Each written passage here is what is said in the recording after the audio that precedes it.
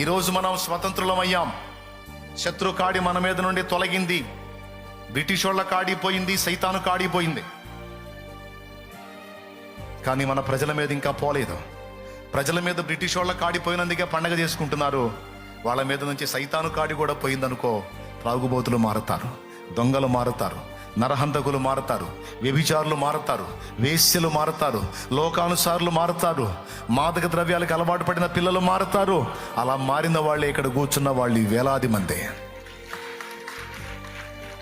అలా మారిన జీవితాలే ఈరోజు ఇంట్లో ఒక వ్యక్తి మారితే కుటుంబం అంతా పండగ చేసుకుంటుంది ప్రతిరోజు. బ్రిటిష్ వాళ్ళ కాడిపోయినందుకు ఎంత పండగ చేసుకుంటుంటే, సాతాను కాడి ప్రజల కుటుంబాల్లోంచి, జీవితాల్లోంచి, వ్యక్తుల మీద నుంచి వెళ్ళిపోతే, అబ్బా అది కదా నిజమైన పండుగ, అది కదా నిజమైన సంతోషం, అది కదా నిజమైన ఆనందం.